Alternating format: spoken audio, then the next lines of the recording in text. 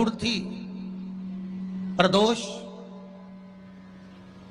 अमावस्या, पूर्णिमा, शिवरात्रि, ये सभी इतनी महत्वपूर्ण क्यों हो जाती है?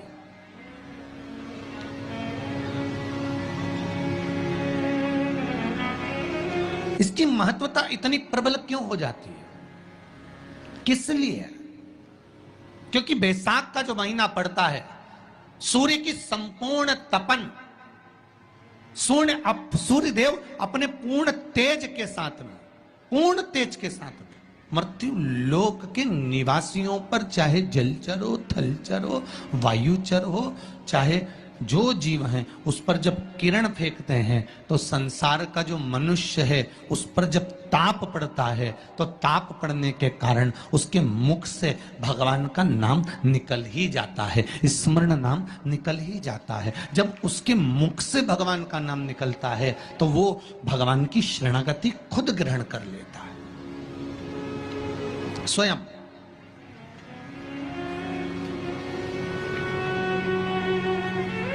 शरणागति ग्रहण कर लेना। बैसाख की पोथी पढ़ते हो आप लोग? आप में से अगर कोई पढ़ता हो बैसाख महीने की पोथी, तो उसमें एक वर्णन आता है। आप लोग तो जानते होंगे कि सोमवार की जो अष्टमी होती है, शंकर और पार्वती के मिलन का दिन होता है। किसके मिलन का है? जम के बोलिए। शिव और पार्वती के मिलन का दिन होता है सोमवार की अष्टमी का दिन। साल भर में लगभग 4 या 5 सोमवार की अष्टमी पड़ती है, इससे ज़्यादा नहीं पड़ती। पर भाग्यशाली हो आप सब, अब की बार तो लाइन से 2 बार पड़ रही है शायद एक सोमवार अष्टमी। शिव और पार्वती के मिलन का दिन होता है सोमवार की अष्टमी। इसमें मां जगत जननी जगदम्बा अपनी 64 योगिनियों को लेकर शंकर भगवान के सामने नृत्य करती हैं जब सोमवार की अष्टमी पड़ती है। जैसे शिवरात्रि का महत्व होता है उसी तरह सोमवार की अष्टमी का महत्व होता है। जब 64 योगिनियां माता शंकर भगवान के सामने नृत्य करती हैं तब भगवान शिव उठकर खड़े होकर उन 64 योगिनियों को अपने हस्त कमल पर धारण करते हैं, और हस्त कमल पर धारण करते हैं तब उन 64 योगिनियों को लक्ष्मियां प्रदान करती है। लक्ष्मियों को, लक्ष्मी माता को वो 64 योगिनियां दी जाती हैं। लक्ष्मी मैया उन 64 योगिनियों को भगवान विष्णु के पास लेकर जाती हैं। भगवान नारायण उन 64 योगिनियों को ब्रह्मदेव के पास लेकर जाते हैं। उन 64 योगिनियों को ब्रह्मा जी ब्रह्माणी को प्रदान करते हैं। ब्रह्माणी उस 64 योगिनियों को ले जाकर माँ जगतजननी आद्य शक्ति को देती है। आद्य शक्ति उन 64 योगिनियों को ले जाकर शिव को समर्पित करती हैं। शंकर भगवान की कथा कहती है सोमवार की अष्टमी पड़ने वाले दिन अगर बेलपत्र पर केसर का भाग लगाकर, ओम लिखकर केसर का ही तिलक लगाकर माँ आद्य शक्ति गणेश जी रिद्धि सिद्धि के नाम से 7 बेलपत्र शिव को समर्पित कर लाल वस्त्र में उसको बांधकर, जिसका व्यापार व्यवसाय या नौकरी सर्विस नहीं हो, बहुत कष्ट चल रहा हो, बहुत जिंदगी में दुख चल रहा हो, उसको 2-1 महीना रख कर देखो, बाबा लाइन लगा देगा आपकी संपदा की ओर, आपका हाथ पकड़ देगा। सोमवार की अष्टमी शिव को रिझाने की होती है, भगवान शंकर को मनाने के लिए, शिव को प्राप्त करने का एक साधन है। जिन लड़का लड़कियों का विवाह नहीं होता, सोमवार के अष्टमी के दिन अशोक सुंदरी वाली जगह, सबको मालूम है ना अशोक सुंदरी की जगह, अशोक सुंदरी वाली जगह पर 7 हल्दी की बिंदी रख दी जाए।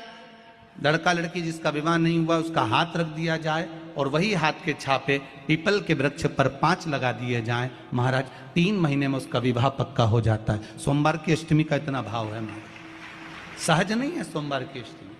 शिव और आद्य शक्ति का मिलन है सोमवार की अष्टमी। भगवान शंकर और पार्वती का मिलन। ऐसी कौन सी कामना है जो शिव पूर्ण नहीं करते? बस आपका विश्वास, आप उस पर भरोसा करना तो पूर्ण करना। पूर्ण भरोसा मतलब छोड़ दिया छोड़ दिया। पूर्ण भरोसा मतलब शंकर जी के मंदिर में नारियल नहीं फूटता, फूटता है क्या? नहीं, क्योंकि पूर्ण समर्पित होता है। शिव जी को आधा चावल का दाना भी नहीं चढ़ता, पूर्ण चढ़ाई है। शिव जी को आधा फल नहीं चढ़ता, पूर्ण चढ़ता है। श्रीफल भी चढ़ेगा तो पूर्ण चढ़ेगा। शंकर भगवान के पास में आधे का कोई काम नहीं है, उनको पूर्ण समर्पण चाहिए। आपका पूर्ण समर्पण अगर आप दोगे तो शिव उसको स्वीकार कर। सहज सी बात कहेंगे, आपके जीवन के लिए बहुत काम आएगी। कोई पैसा लेकर भग गया, नहीं दे रहा ना, आप जरा शांति रखना, बहुत शांति रखिए।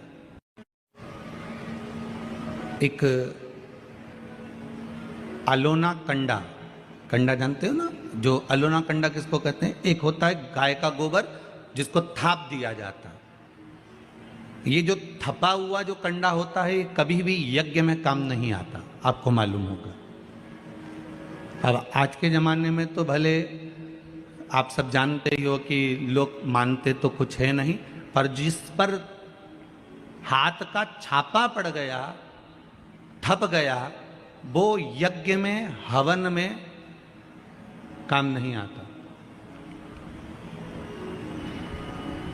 हमारे बीच में दो दो संत बैठे हुए हैं, आपके भी स्मरण में रहा होगा कि जो थाप दिया जाए, जिस पर हाथ का छापा आदि पड़ जावे और उसको थाप दिया जाए, वो कंडा कहलाता है। और वो पूजन में या यज्ञ आदि में उसका क्रम नहीं है।